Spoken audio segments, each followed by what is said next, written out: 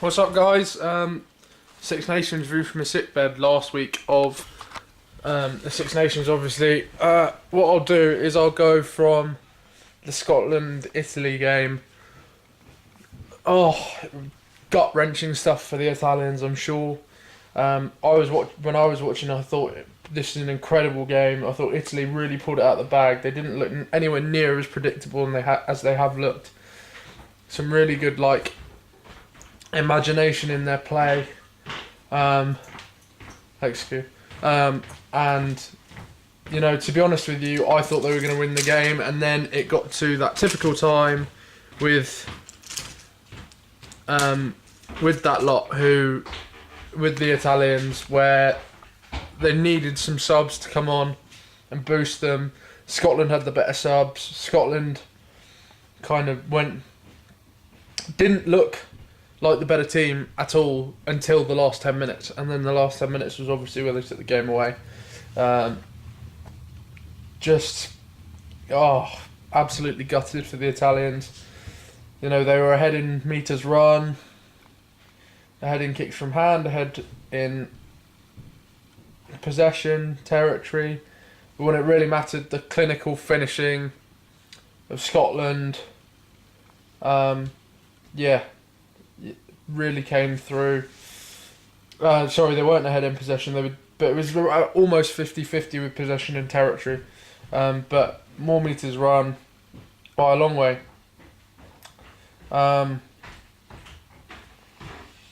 They had to make more tackles, unfortunately, but I thought their defence was so much better. I thought that rush defence, they kind of came up quite quickly and then hovered, which I really like. It seems to work really well. And Scotland I didn't think did a great job of manipulating that and using that to their advantage, which they could do. When passes out the back were on, I don't think they used it. They used their one-out runners a bit more, which I didn't think was going to work. But then obviously by the end of the game, the fatigue kicks in. Again, penalty count always tells the story. And 9 penalties for Italy, 5 penalties for Scotland. Just kind of giving away advantage. I think Scotland over the ball, winning penalties as far as in the breakdown area. I thought they were much better. Led from the front by their captain, so when the captain has a good game, it's pretty good for the rest of them. Maybe that is something that England have been lacking as of late, but we'll talk about that in a bit. Line-outs won, 7 out of 7 for the Italians, 12 from 14 for the Scots. Scrums won, 6 out of 7 for the Italians, 4 out of 4 for the Scots. First half possession, this is what shows it all really. First half possession, Italy were up 55% of possession, 58% of territory. Second half dropped to 36 possession, 32 territory. That drop off is just huge, and most of that, to be honest with you, came in the last 20 minutes. Same amount of clean breaks. Scotland had more defenders beaten. Italy had more offloads. Scotland had more rucks won, which again I think came from how good they were at protecting the ball and then how good they were at turning that ball over. Mauls won. Italians had pretty good mauls, I thought. I thought they kind of marched on a bit and managed to gain good metres. The issue was controlling the ball, always controlling the ball at the back, and this seems to be something that some teams aren't that good at. And then just too many turnovers conceded. Although Scotland had more turnovers conceded, they actually, I thought, used the ball better when they turned the ball over for themselves. So, it was a difficult one. It was some really exciting rugby. What a great game. But, as we've always said, the Italians just tire in the last 20, and that's when they fatigue, that's when they drop off. At the beginning of this tournament, in the England game, I heard one of the commentators say gone are the days where Italy fatigue in the final quarter, but that's just not true, which is something they really need to address. They need better subs, better fitness for the guys who are still on the pitch. So, yeah. What I'll do is I'll go to the France-Wales match now. Just because we'll talk about the England-Ireland game, which was obviously the Grand Slam decider. The Grand Slam game. So I'd quite like to talk about that last. Everything about this game said that France should have won it, really. France had more metres made. France had more passes. France had more runs. France had more possession, only just. But France had more territory, again, only just. France had less tackles to make and made a higher percentage. France also won more lineouts. Didn't win as many scrums. Too many handling errors. Too many errors in the outfield. I mean, 21 turnovers conceded. That is huge. I mean, that will really grind at their coach. He'll be very upset with that number, because you are looking like you should be beating this team. More defenders beaten, more offloads, more clean breaks, more rocks won, more mauls won. Even though they only won 50% of their mauls, they still won more. The second half they had 60% possession and 58% territory, and you don't win the game. That to me is just like, from a coaching perspective, if I had a team, like even at amateur level, because I am an amateur coach, if I was coaching a team and that would send me, like, I just wouldn't understand it. That would send me round the twist, knowing that I've won in almost every single category except turnovers conceded, where 21 turnovers is just insane. Wales had more penalties conceded as well. But France's kicking game, kick percent success, 60% compared to Wales' 75%.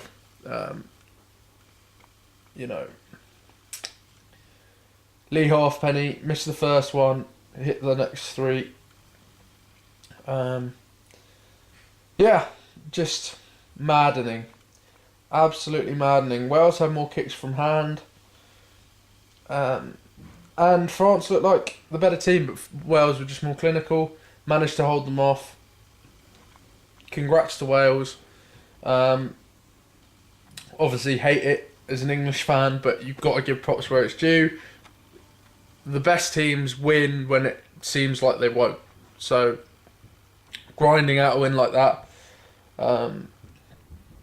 making their tackles 134, not too high, but only 82% compared to the French 93. Will that be something that Warren Gatland worries about? I'm not too sure. I think he's pretty confident in his team's capability to defend, especially with Sean Edwards running that defence as a defensive coach. He's one of the best in the world at it. So,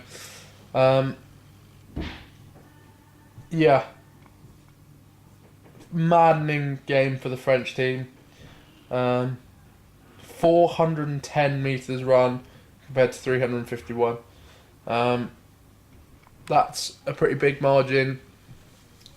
To not win a game from that is just really strange. And now we move on to the England-Ireland game at Twickenham. I picked up England to win this game. I thought they would come out like I thought they were going to come out last week, and they didn't. They fell asleep for the first 20 minutes. Let's say 30 minutes, actually, because 30 minutes is where they scored their first try. I actually thought, as a whole, this was the best England performance of the Championship against the best team in the Championship. But I'd be able to tell you without even looking at the penalty count, without even looking at the turnover count, rather, that we conceded too many turnovers. Got turned over at our own mauls, which was just ridiculous. We seem to have forgotten how to maul. England have forgotten how to maul, which is really frustrating.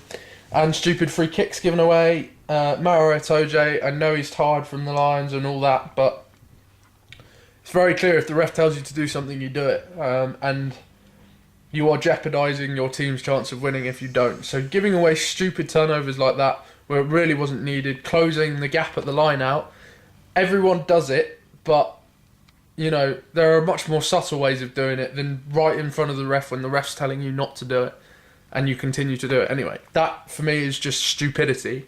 I think...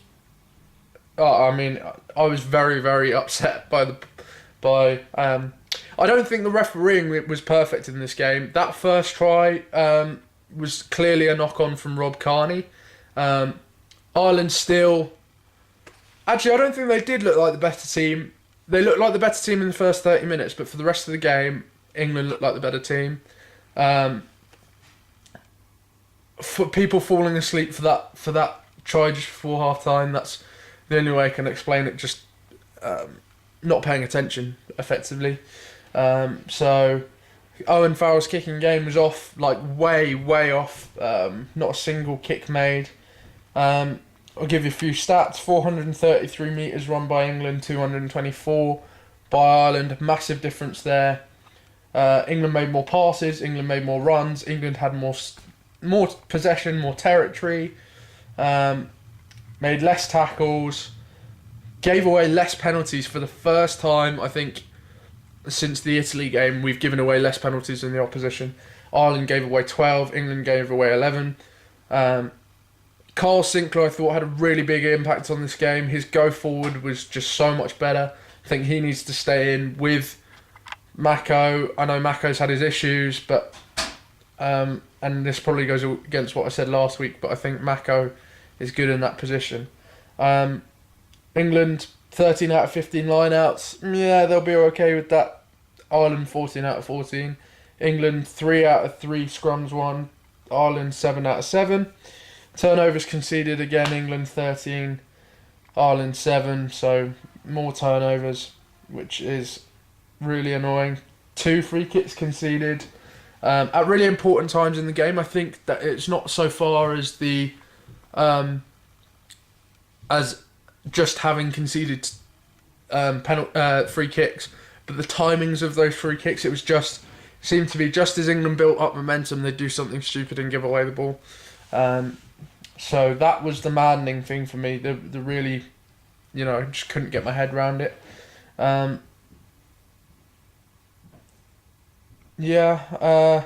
actually thought Bundyaki should have had a yellow card. If we're talking consistency throughout, you go in that high, no arms. He's gone in high anyway. It doesn't matter whether it's a head-to-head collision. It's still contact with the head. He's gone in high anyway. I think that he really easily could have made that tackle without hitting him high. And I thought that was a mistake. But credit to Ireland, they managed to kind of pounce when England were napping. I think it says a lot that you give away really stupid penalties. That 60th minute of penalty kind of put the nail in the coffin for me. It was nice to see Elliot Daly back in the team. But when you're chasing the game for that long, I think the half-time score was 21-5, sorry. And chasing the game after that is really hard, but it's made a bit easier by the fact you've got 2 really class wingers in Johnny May and Elliot Daly. Elliot Daly, I thought, was actually really good. I thought England's imagination in their play was a lot better. We didn't look nearly as predictable, but it was just stupid penalties and free kicks given away at really key times. Okay, see you later. So I was actually encouraging as far as I think that was the best England performance we've had all tournament.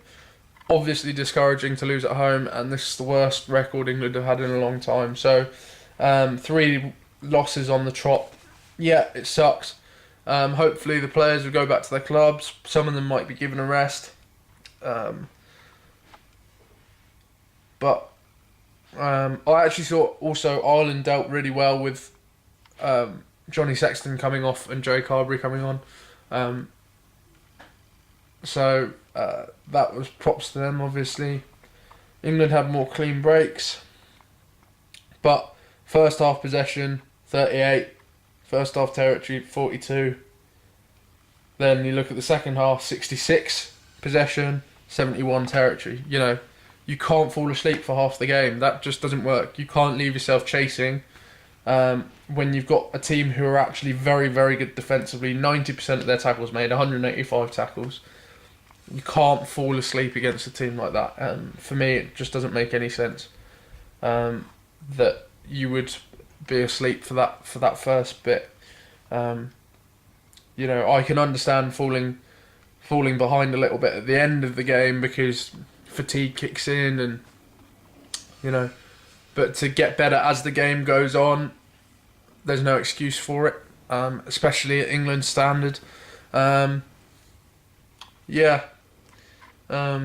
Difficult conditions as well, obviously with the snow, but no excuses. Beaten by the best team in the tournament. They showed that in defence. I picked Ireland as kind of... Lots of people were talking about England being the favourites for this tournament. I didn't think that at all. I thought Ireland have been the best team since they beat England last year. They faced They faced most of the top teams and have won, apart from New Zealand. Did they beat New Zealand? I can't remember. But you know, I think they were just the better team throughout the whole tournament. They've never really looked like they've been in that much trouble, apart from the France game, which I thought they looked like they should be winning. Yeah, it was a sad day for me because I really thought England were going to just kind of ruin the Irish party. But St Paddy's Day, you know, come away, the Irish can come away really happy with how their team has performed throughout the whole tournament. Yeah, it's a struggle to see England at 5th in the table. That for me is the thing that stings. You know, I could deal with second. I could deal with that, but all the way down in 5th, that really sucks. And they've got a lot of work to do. They need to get some players rested, then kind of pick up again for the autumn internationals. The World Cup is coming, and peaking too early, I think, was the issue. Of you start with a Grand Slam win. How can you move on from that? How can you get better? And obviously, equaling the All Blacks' record of wins was good, but the manner in which they got those wins was not always very convincing. I don't think I've since that Six Nations win, I've had that much confidence in the England team. I don't think I've come away thinking, you know what, that was a really convincing England performance. They've always just won, like only just. There has always been massive criticisms of their game. And Ireland deserved to be above England in the world rankings, and Ireland deserved to win the Grand Slam. So, obviously, congrats to them. Gutted for all of us that support England. Finishing below Wales and Scotland. Wales and Scotland also seems to be a point of which people have brought up. So, a lot of my friends who are from Wales and Scotland. But it is what it is. England didn't deserve to win. England didn't deserve to win most of the games that they played because they didn't play well enough. They didn't deserve to win this game, although it looks like they did in stats-wise. They didn't deserve to win it because they didn't play for 30 minutes of the game, 40 minutes of the game. They left themselves chasing the game. So that's that. Overview of the whole tournament. been really good. Italians looking better with their fullback and their 10, you know, much better. So, yeah, this has been, Ireland, best team in the tournament, number 2 team in the world, deserved. Six Nations, food from a sickbed. Peace.